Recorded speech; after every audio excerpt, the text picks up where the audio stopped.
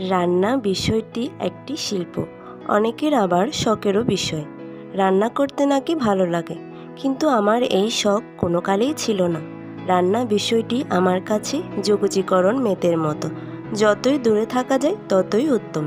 কিন্তু ভার্সিটি লাইফে আমার জন্মদিনের ট্রিট হিসাবে বান্ধবীদের আশা রাখতে আমার এই নিরাশা কাজ করতে নামা, তাও আবার রেসিপি বিরিয়ানি, মাংস কষা, যা কখনোই আমার ক্ষেত্রে করা হয়নি। সেই প্রথমবারের মতো সবার জনপ্রিয় মুখরোচক রেসিপি আমাকে করতে হয়েছিল। চলুন দেখা যাক কী রান্নায় আজ করি, মুখরোচক নাকি অরোচক। প্রথমে কষা মাংসের জন্য মাংস ম্যারিনেট করে রাখবো।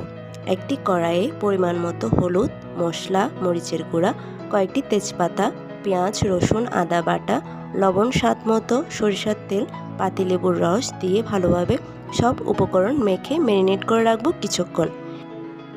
20 মিনিটের মতো রেখে আরেকটি কড়াইয়ে তেল গরম করে লং, এলাচ কুচি, পেঁয়াজ দিয়ে ভেজে নেব। এরপর টুকরো করা আলু দিয়ে ভেজে নেব কিছুক্ষণ।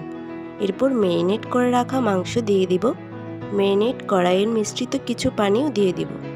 এরপর ঢাকনা দিয়ে রাখলে মাংস থেকে পানি বের হবে।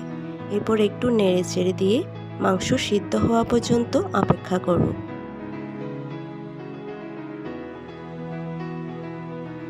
অন্যদিকে বিরিয়ানির জন্য চাল নিয়ে নেব।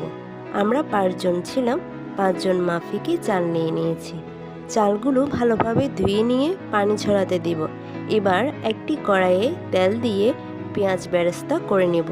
তারপর চালগুলো সামান্য ভেজে নিব।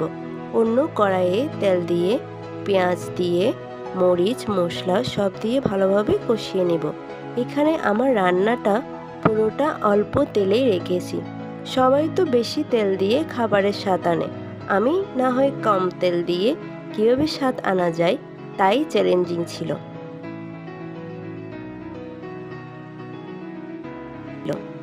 মাংস কষানো এবং সিদ্ধ হয়ে এলে আলু এবং ভেজে রাখা চাল দিয়ে দিব।